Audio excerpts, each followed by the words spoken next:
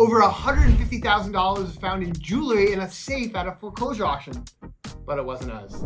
I'm Matt, the Flippin' London Ninja, and we're a two guys take on real estate, and we've gone to thousands of auctions and bought hundreds of property, and today we're gonna talk about how sometimes you find more than just the property. As always, guys, leave a comment and make sure you subscribe to find more videos like this. So I attended an auction, this was a couple years back, in Longmeadow, Massachusetts, at a really nice house. It was a little dated. The back door was kind of left ajar, so we all as bidders, got to go look in a little bit inside.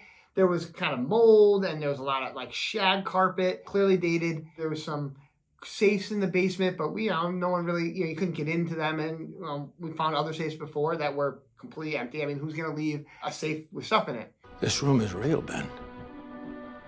And that means the treasure is real.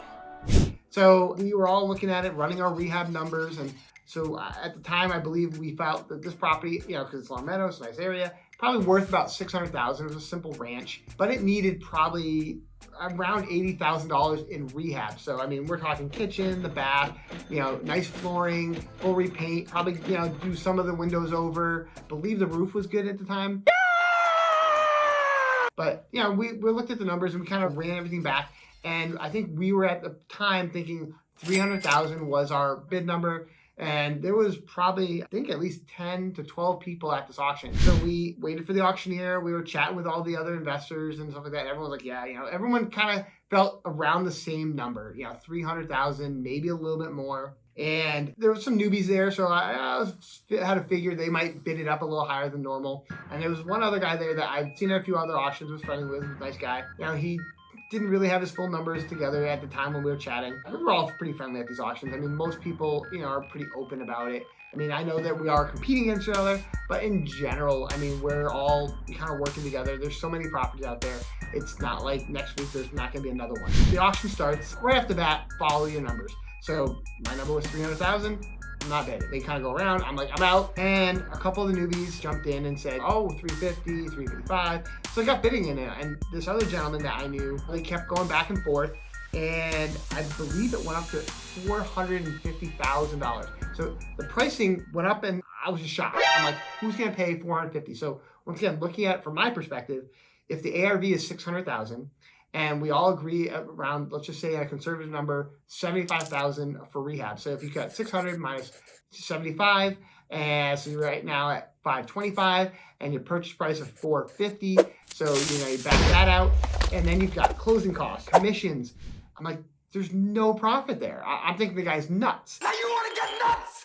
Come on, let's get nuts. Now, maybe the market goes up a little bit. Maybe he can get the rehab done a little bit cheaper than me because maybe he's doing the work himself. So maybe there's something there. But still, I thought it was really tight numbers. And if anything, I was worried that he was going to lose money. 4 to 6 weeks later. I happened to see him at another auction. And I kind of went up, hey, how'd that Longmeadow house go? He's like, actually, we finished the project and, got it sold. And he got for about what I thought. I think it was like 610, 615. So congrats, he did a little bit better than I thought. Great for him. He told me a little interesting story that I never, in my wildest dreams, thought would happen. He busted open those safes in the basement. There was jewelry involved. There was some necklaces, there's a ring that he actually gave to his wife, so I'm sure she's very happy. And there's some other stuff. He got it appraised, everything, and he didn't give me the final number, but it was over $150,000 that he resold the jewelry on top of keeping the ring for his wife. Even if he made just a little profit on the actual flip itself, he made another $150,000. Now, I'm all for finding extra value adds. I've found many times where I can have extra lots kind of section off and make another like $30,000, $40,000 with the extra lots. So finding building lots. We found a property up in Greenfield recently we're doing right now that we won at foreclosure auction. We're getting 2 more building lots. That's at least an extra $60,000 in value that others might not have seen. But I would never have thought that I'd find $150,000 in jewelry.